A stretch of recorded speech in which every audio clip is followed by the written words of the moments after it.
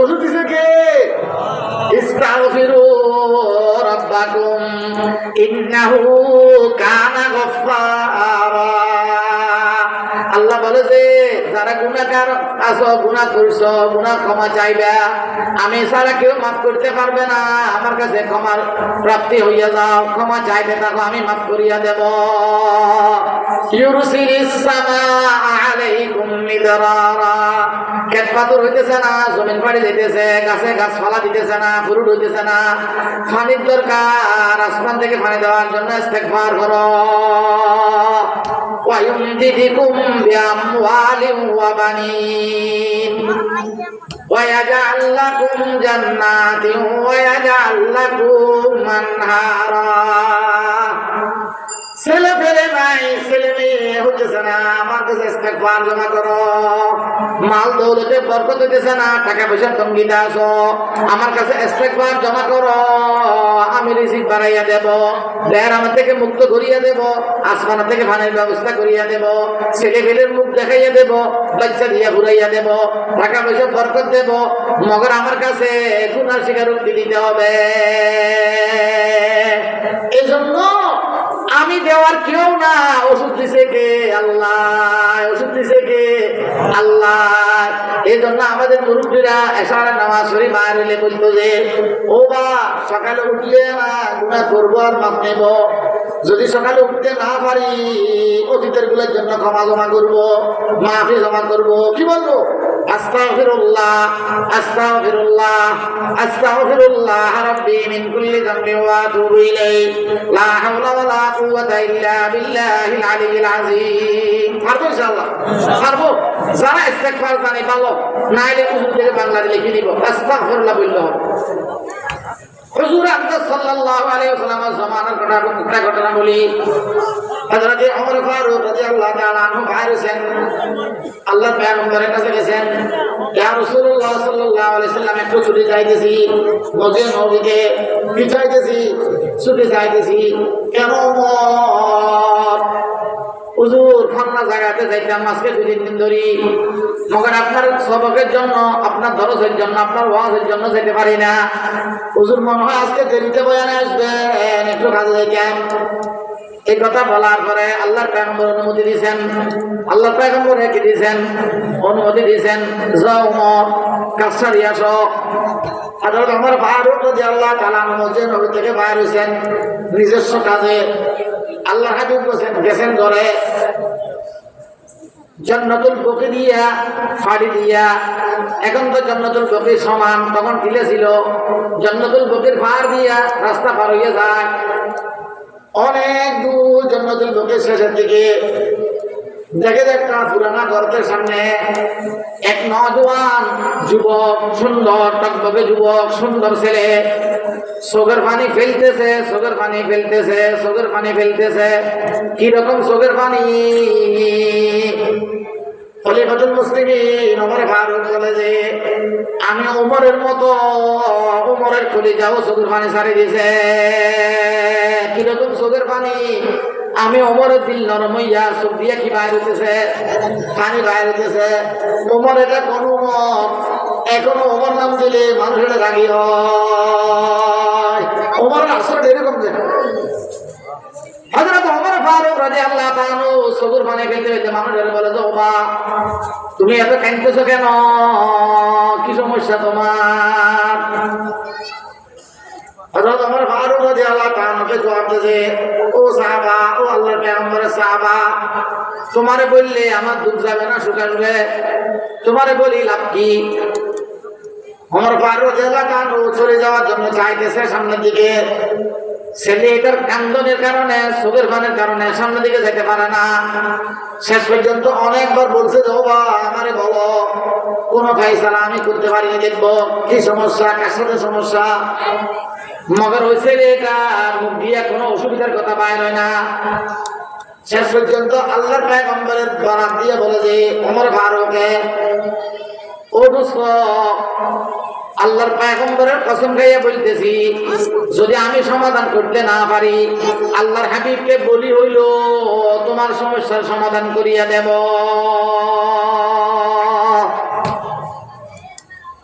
এই কথা বলার পরে ওই নজওয়ান ছেলেটা একটু ঠান্ডা হয়ে গেছে, শান্তি পাইছে মনে হয়। বুকের মধ্যে বাজায়, বুকের মধ্যে লই, হাত ধরি, দুর্বল হয়ে গেছে, লাচার হয়ে গেছে, ধরি ধরি আল্লাহ পয়গম্বরের দরজা নিয়ে আসছে। সম্ভবত এশার নামাজ পড়ার জন্য আল্লাহ পয়গম্বর ঢুকতেছেন মসজিদে নববীতে আয়েশার ঘর থেকে। খলিফাতুল মুসলিমিন ওমর তখন খলিফাতুল মুসলিমিন হয় নাই, ওমর রাদিয়াল্লাহু তাআলা ছেলেটাকে নিয়ে ঢুকছে। ছেলেটাকে নিয়ে ঢুকার পরে আল্লাহর হাবিব বলে যে ওমর, তুমি না ছুটি দিছিলা কোন কাজে যাইবা? হযরত ওমর ফারুক রাদিয়াল্লাহু তাআলা বলে, হুজুর আমি ছুটি নিয়েছিলাম যে কোথায় যাওয়ার জন্য? আমার কাজে যাওয়ার জন্য। হুজুর আমি ছুটি নিয়েছিলাম যে এক কাজে যাওয়ার জন্য, মগর হুজুর আমি জান্নাতুল বকি পার হয়ে যাওয়ার সময় যখন আমি ছেলেটাকে দেখলাম, ছেলেটা দেখি যে জোরাজারি কান্না করতেছে, বেশি বেশি কান্না করতেছে। হুজুর বেশি কান্না করতেছে, বেশি কান্না করতেছে, তারে অনেক সান্ত্বনা দিলাম, মহব্বত দেখাইলাম, মগর আমার সান্ত্বনায় তার দিল গলে নাই। আমার সান্ত্বনায় তার দিল গলে নাই। হুজুর তারে বললাম যে ও ভাই, আমি যদি সমাধান করতে না পারি, আল্লাহর হাবিবের দ্বারা তোমার সমস্যার সমাধান করিয়া দেব। এই কথা বলার পরে ছেলেটা হুজুর কি হইলো, একটু নরম হয়েছে, আমি আপনার কাছে নিয়ে আসছি।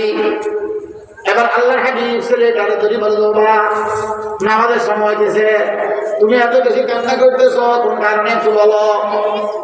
ছেলে এটা বলে, হুজুর আমি যে গুনাহ করছি, যে পাপ করছি, যে অবস্থা আমার এত ভয় হয় যে আল্লাহর জমিনের মধ্যে, আসমানের নিচে, জমিনের উপরে মনে হয় আমার মতো বদকার, আমার মতো বদকর কাজ করেন না আর কোন বান্দা আল্লাহর জমিনে নাই, আল্লাহর জমিনে নাই। এই কথা বলার পরে আল্লাহর হাবিব তারে বলে, যাও বা কি সমস্যা হয়েছে, কোন ঘটনা ঘটাইলে বলো। এবার নামাজের আগের সময় আল্লাহর হাবিব মুহাম্মদ আরবি সাল্লাল্লাহু আলাইহি ওয়াসাল্লামকে বলে, যখন ছেলেটা কে বললো, তবে কোন সমস্যার কারণে এত ভয় পাইলে আমারে বলো। এবার ছেলেটার কার গুজারে শোনায়, হুজুর এতদিন আগে আমি কলমা করছিলাম কমলা জায়গায়। হুজুর আমার ব্যবসা ছিল, ব্যবসা বাণিজ্যের মধ্যে যা ব্যবসা হইতো তার মধ্যে কোনো লাভ লভ্য হইতো না। শেষ পর্যন্ত হুজুর আমি কাজ বাছি নিলাম যে চুরি করা ছাড়া আর কোনো রাস্তা নাই, চুরি করা ছাড়া আমার কোনো রাস্তা হয়নি। এবার ব্যবসা বাণিজ্য আস্তে আস্তে সবগুলা বন্ধ করে দিলাম। বন্ধ করে দেওয়ার পরে চুরি করা শুরু করছি। হুজুর কিছু দুস্তাহবাবের সূরা আল্লাহ, দুস্তাহবাবদের কাজ একটা দেখি, আমি সেদিকে মগ্ন হইয়া গেছি। কি হইয়া গেছি? মগ্ন হইয়া গেছি। হুজুর এই কাজটা তাদের সাথে কাজ করতে করতে আমি অভ্যস্ত হইয়া গেছি।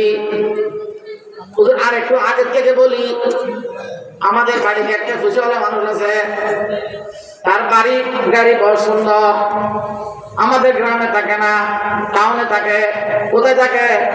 টাউনে থাকে, অর্থাৎ ভালো জায়গায় থাকে। হুজুর ওই পয়সাওয়ালা ছেলে মানুষ, এটার একটা মেয়ে আছে। কি আছে? একটা মেয়ে আছে, খুব সুন্দর মহিলা, যুবতী মেয়ে। আমাদের এলাকার মধ্যে তার প্রেমের প্রস্তাব দেয় না যে এরকম কোন ছেলে নাই। আমাদের এলাকার মধ্যে নওজোয়ান ছেলেরা সবাই তার পিছনে একটু ঘুরছে। ওদের কিছুদিন পর আবার শহর থেকে বাড়িতে আসার পরে শুনতেছি যে মেয়েটার ক্যান্সার ধরা পড়ছে, অসুস্থতা ধরা পড়ছে।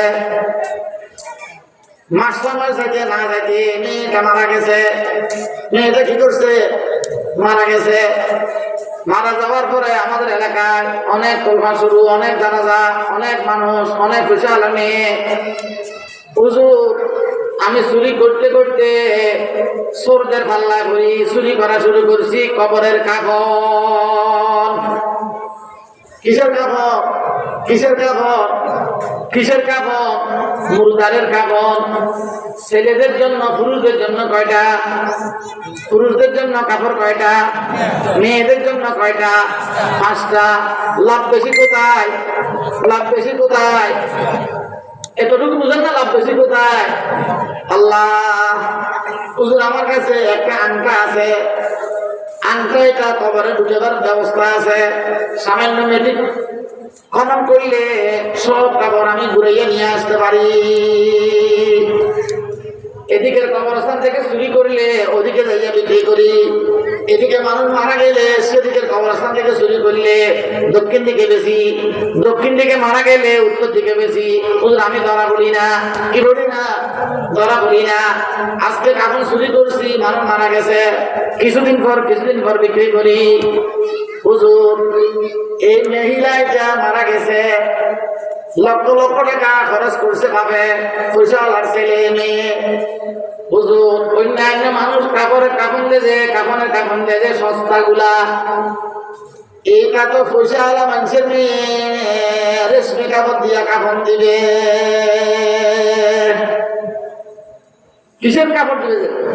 রেশমি কাপড়।